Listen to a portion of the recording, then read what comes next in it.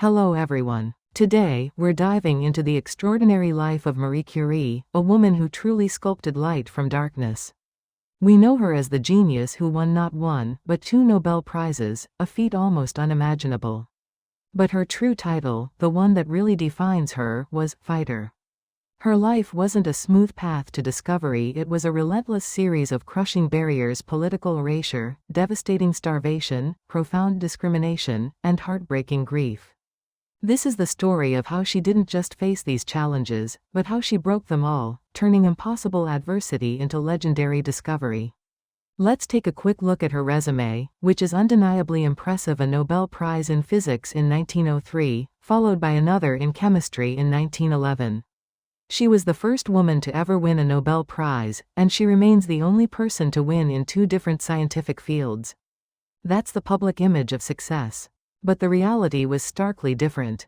She endured chronic starvation, freezing working conditions, radiation dermatitis from her own discoveries, and was tragically widowed at just 38 years old.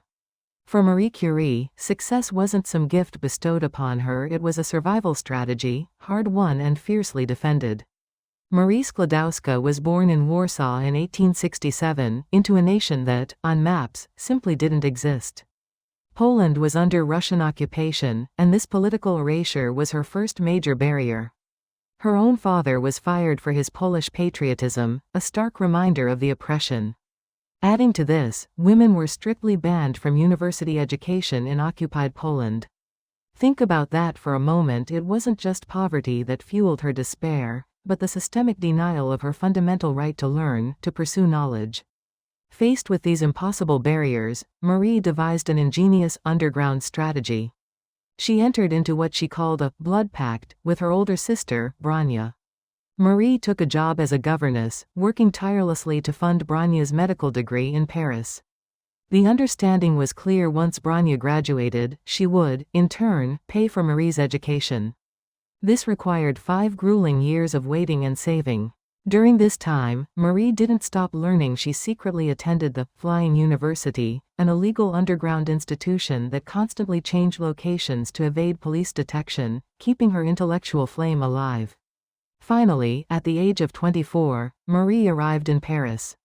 But her dream wasn't a comfortable academic life, it was a constant battle for survival in a freezing garret apartment.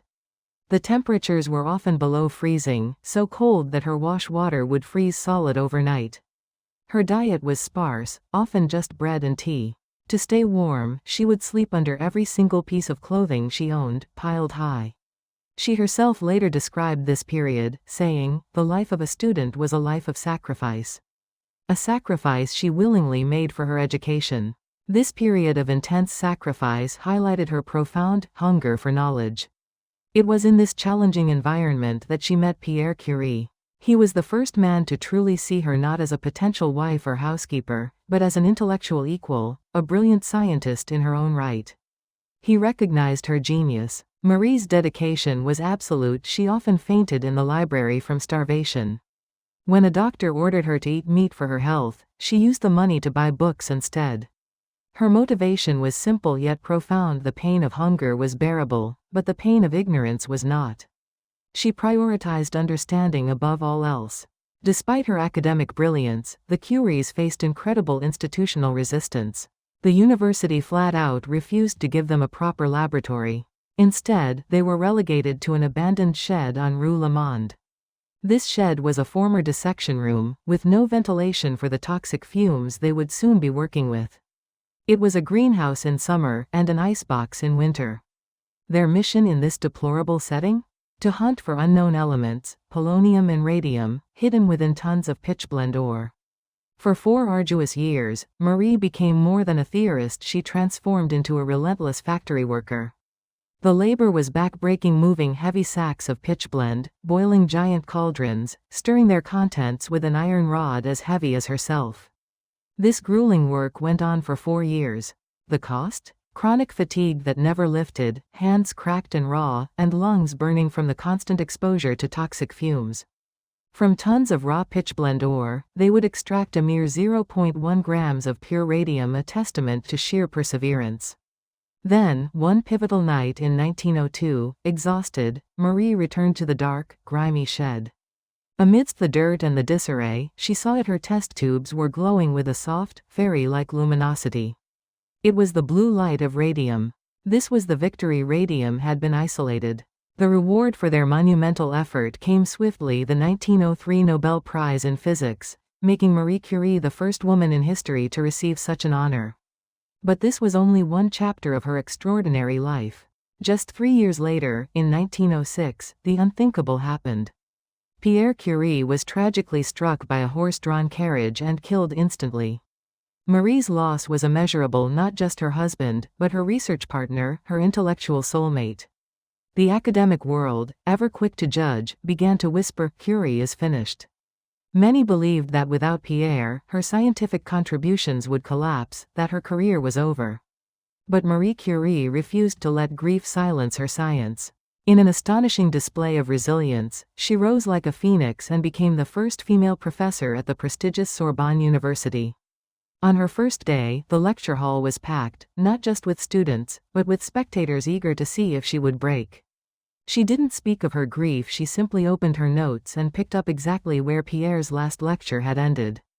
Her mantra, her guiding principle during this time, was simple: the only way to end grief is to work. Her determination paid off spectacularly. In 1911, she was awarded her second Nobel Prize, this time in chemistry, a solo win that silenced all critics. Marie Curie's legacy extends far beyond the laboratory. When World War I broke out, she didn't hide in her lab. She sprang into action. She innovated mobile X-ray units, affectionately nicknamed the Little Curies, designed to find bullets and shrapnel in wounded soldiers right on the battlefield. Not content to simply invent, she drove these trucks to the front lines herself, often under fire, and personally trained 150 women as technicians. The impact was profound. It's estimated that her Little Curies saved over 1 million lives and limbs during the war. Perhaps one of the most remarkable aspects of Marie Curie's character was her refusal of personal wealth. She could have patented her method for isolating radium, becoming incredibly rich.